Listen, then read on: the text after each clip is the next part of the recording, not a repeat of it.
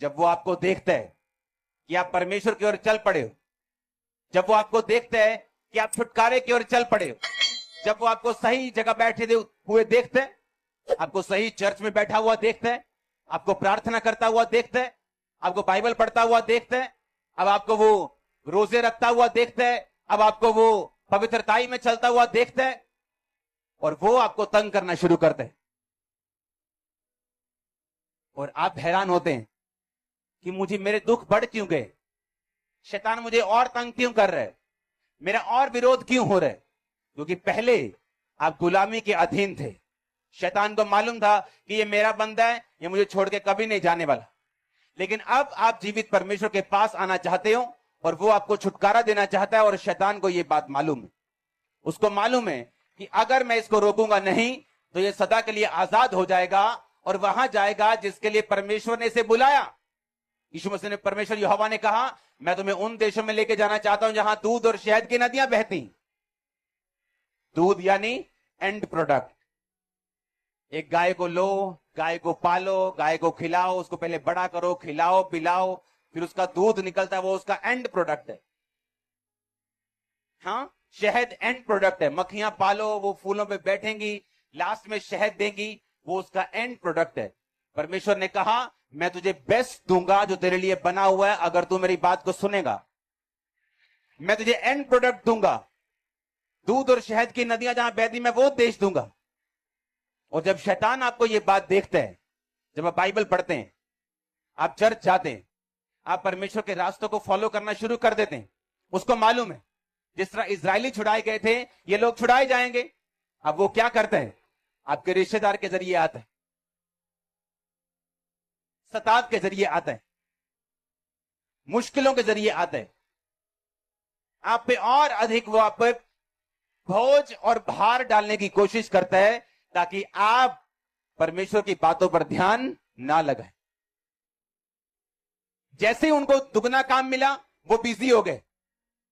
और मूसा दोबारा फिर आया। मूसा कहता, परमेश्वर ने मुझसे कहा है कि ऐसा ऐसा ऐसा ऐसा होगा और तुम लोग इस देश में जाओगे। और पर बाइबल कहती, अपने दिल की बेचैनी के कारण अब उन्होंने मूसा की बातों पर ध्यान नहीं लगाया। अपने मन की क्रूरता और दिल की बेचैनी के कारण, कि जब पहले मूसा ने कहा था, आओ मैं तुम्हें चिन्ह दिखाता हूं, देखो मेरी लाठी सांप बन गई, मेरा हाथ देखो कोड़ी हो गया, बंदर डाला फिर चंगा हो गया।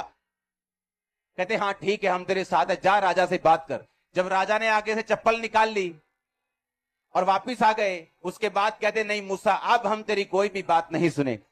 और यही शैतान चाहता था। आप मसीह में आए, आपका सताव हुआ, 2-4 मुश्किलें आ गई, क्योंकि शैतान ने देख लिया आप छूट जाओगे, उसने देख लिया आपका छुटकारा सदा के लिए हो जाएगा, उसने देख लिया कि आप तो बढ़ जाओगे और दूसरों को भी छुड़ाओगे। उसने आप पे डबल ट्रिपल 4 गुना मुसीबतें डाल दी ताकि आप परमेश्वर की बातों पे ध्यान ना लगाएं। मैं ऐसे क्रिश्चियन लोगों को जानता हूं जो बोलते हैं हम ज्यादा प्रार्थना नहीं करते, क्रिश्चियन लोग, मसीही लोग। मैं क्या, क्यों? कहते जैसे हम प्रार्थना करना शुरू करते हैं हमारे घर में मुसीबतें बढ़ जाती।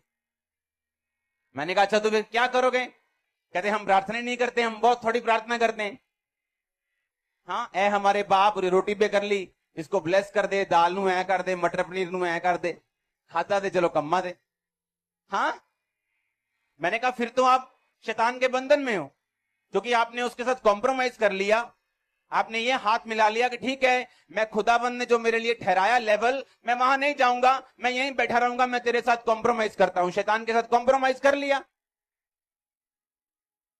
क्योंकि अगर आप पे मुसीबत आई, अगर आप पे सताव आया, अगर शैतान ने आपकी लाइफ में प्रॉब्लम्स डालने की कोशिश की है, तो ये इस बात की साफ निशानी है कि आप अपने उस देश में जा रहे हो जहां दूध और शहद की नदियां बहती हैं। अब तो हम पैदा ही उस देश में हुए, लेकिन समझो मेरी बात को, कि अब आप उस डेस्टिनी, उस मंजिल की ओर जा रहे हो जहां आपको बेस्ट प्रोडक्ट मिलने वाले, जहां दूध और शहद की नदियां बहती। ये परमेश्वर की योजना है आप लोगों के लिए। लेकिन बाइबल कहती है शैतान ने उन्हें दुगना तंग किया, तिगना तंग किया कि गिव अप कर दें, क्विट कर दें, चर्च जाना छोड़ दें, बाइबल पढ़नी छोड़ दें, रोजे रखने छोड़ दें। और ऐसा बहुत से लोगों के साथ होता है जब वो ये नहीं समझ पाते कि क्यों परमेश्वर ने मूसा की पुस्तक लिखी, क्यों परमेश्वर ने राजे के मन को ढीठ कर दिया, क्यों उसने दुगना तिगना 4 गुना प्रेशर डाल दिया लोगों के ऊपर।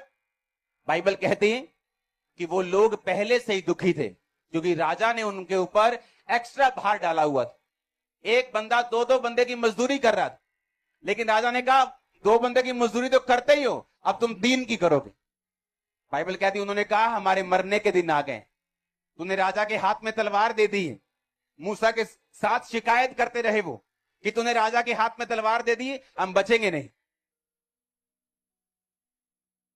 जब शैतान आपको देखता है ना कि आपने चर जाना शुरू कर दिया, आप ऐसी ऐसी ऐसी मुसीबतों और सताव में फंसते हैं जिसमें आपका कोई कसूर नहीं होता। आप बोलोगे यार मैं तो सीधा हूं, मैं तो चंगा भला यार, एक ही करी जाना बंद, मैंने कुछ किया नहीं, कभी उसको कुछ बोला नहीं, पर ये मेरे खिलाफ क्यों है। वो आपके खिलाफ नहीं, वो देख चुका है कि खुदा का अनुग्रह आपके सिर के ऊपर आ चुका। आप जानते हैं यीशु मसीह क्यों कैसे जिंदगी को बदलते हैं? जब आप जानते हैं जो लोग पाप में गिरते हैं, और कई लोग ऐसे हैं जो पाप के साथ बहुत संघर्ष करते हैं, उनसे अपने शरीर पे कंट्रोल ही नहीं हुए, हर टाइम संघर्ष करते हैं। आप जानते हैं वो कौन लोग हैं? एक्चुअल में वो स्टार लोग हैं। एक्चुअल में मैं आपको बताता हूं कैसे। क्योंकि बाइबल कहती है कि सामरी औरत जब पानी भरने के लिए गई तो वो 6वें घंटे के लगभग था, यानी दोपहर का टाइम था। यीशु मसीह रास्ते से आ रहे थे और चेले खाना लेने के लिए चले गए। यीशु मसीह कुएं के पास बैठ गए और वो औरत दोपहर को 12 बजे पानी भरने आ रही। यीशु मसीह ने कहा, सामरी औरत यानी यहूदियों से छोटी जाति होती थी और यहूदी उनके साथ कोई पानी नहीं पीते थे, व्यवहार नहीं रखते थे। यीशु मसीह ने कहा मुझे पानी पिला। उसने कहा प्रभु तू तो यहूदी है, तू यहूदी होकर मुझ सामरी से पानी क्यों मांगते? और वहां पर यीशु मसीह ने जात और पात को खत्म कर दिया। बोला नहीं, कितनों को मेरी बात समझ आ रही? उसको एक्सेप्ट किया कि मुझे पानी पिला और मैं भी तुझे वो पानी दूंगा जिसे पीकर तू प्यासी नहीं रहेगी और अनंत जीवन का सोता बन जाएगी, तेरे अंदर से वो निकला करे। सुनो मेरी बात। अब अगर आप ध्यान से देखें तो वो औरत, यीशु मसीह ने कहा जा अपने पति को लेके आ। उसने कहा मेरा कोई पति नहीं। यीशु मसीह ने कहा ठीक कहती तू, क्योंकि तू 5 पति कर चुकी और अब भी जिसके पास तू रहती है वो तेरा पति नहीं, तू नाजायज तौर पे एक बंदे के साथ रह रही। और यही कारण था कि वो औरत रिजेक्टेड थी। रिजेक्टेड इसलिए थी कि कोई भी बंदा उसके साथ पानी भरने के लिए, औरतें इकट्ठे पानी भरने के लिए सुबह सुबह जाती थी, दोपहर को नहीं जाती थी, सुबह सुबह या शाम को, मोस्टली सुबह। लेकिन ये दोपहर को इसलिए गई क्योंकि ये रिजेक्टेड थी। रिजेक्टेड क्यों थी? क्योंकि इसको पाप करने की आदत थी। इसकी मैरिज फेल नहीं हुई थी कि ठीक है एक मैरिज फेल हो गई, दूसरी कर ली, चलो कोई बात नहीं, दूसरी फेल हो गई, तीसरी फेल हो गई। परमेश्वर कहता है वो तू 5 पति कर चुकी, अब भी जिसके पास तू है वो तेरा पति नहीं है, पर तू उसके साथ रहती है। इसको पाप करने की आदत थी। पाप की वजह से इसको रिजेक्शन सहनी पड़ी, दुख सहने पड़े। पाप की वजह से इस औरत की फैमिली कभी सेट नहीं हुई, इसको राइट पति कभी नहीं मिला। बॉयफ्रेंड ही मिलते रहे और वो छोड़ के जाते रहे। क्यों? पाप की वजह से। लेकिन जब यीशु मसीह ने उसे देखा और बोला अगर तुम मुझसे मांगे उस माफी के झरने को और मैं अगर तुझे दूंगा, और बाइबल कहती है जब यीशु मसीह ने उसके सारे भेद खोल दिए, उसने कहा मुझे लगता है कि तू भविष्यद्वक्ता है। तो क्या हुआ? वो औरत ने यीशु मसीह को ग्रहण किया, इसका मतलब उसने पाप छोड़े। और बाइबल कहती उसी औरत के द्वारा वो पूरा गांव बचाया गया, क्योंकि वो भागी भागी गांव में गिर बोली देखो देखो देखो मैंने जो किया तुम्हें भी नहीं पता पूरा, लेकिन उस बंदे ने मुझे सब कुछ बता दिया। मैं जैसी उसने मुझे पूरा बता दिया, मैं क्या हूं उसने मुझे पूरा बता दिया।